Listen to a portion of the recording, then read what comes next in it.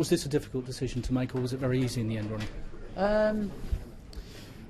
It probably, if I'd have had other work and sort of things to do, I probably wouldn't have come back to playing, is the likelihood. But it kind of didn't materialise quick enough, and I was just kind of sitting around and didn't really have much of an aim to my day. So I just went back to practising, and I thought, you know what, I enjoyed hitting a few balls.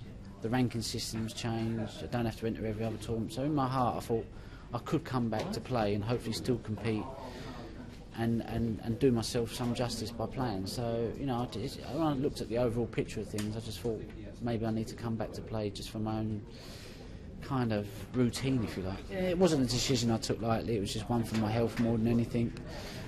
So the break was kind of something I needed to take just to kind of pull myself out of a situation that I felt like that I was in that I had no control over, which would then have meant I couldn't have given snooker 100%, and it just kind of was putting pressures on me that, the pressures of the game is enough without having pressures outside of the game as well. So I just kind of it wasn't a decision I made easily, but it was a decision I knew I needed to make just to kind of put the brakes on things.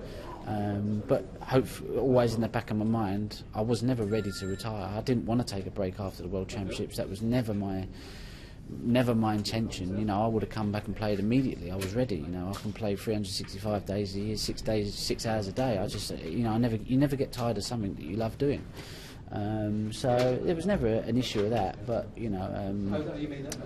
so yeah, like I say, I'll be able to give the full story in the book, and everybody will be able to read between the lines and make their own judgments up, and then people will be able to make a proper judgment then, I suppose. So what is the plan? You're planning in the short term? How far ahead are you looking? Can you give the game 100%? Well, I will. I will, and at any point that I don't feel like I can, I will have to walk away again. I've decided, like I said, the last 9-10 months have been, the last 3 years really, have been like a big wave of emotions on lots of things, and I kind of came through of it last year, having won the world title, and I looked back and I thought, you know what, it was time for me to just take stock and just kind of just see where I'm at with it.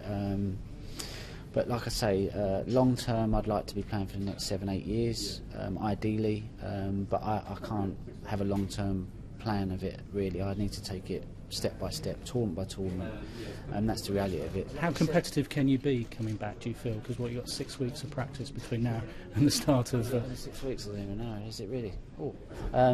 No, listen, that's a question I can't answer. The tables are just different. You can't replicate them conditions. I haven't had the matches. But I'll just go out there and I'll just give it my best. I'll do what I can, and we'll just see where we go with it. It's only one tournament at the end of the day. I do have a longer term plan to play in maybe 3 or 4 or 5 another world titles. Within another 5 hits here, I'd like to think I could win it at least another 1 time, possibly 2. Nice to win another UK, another Masters.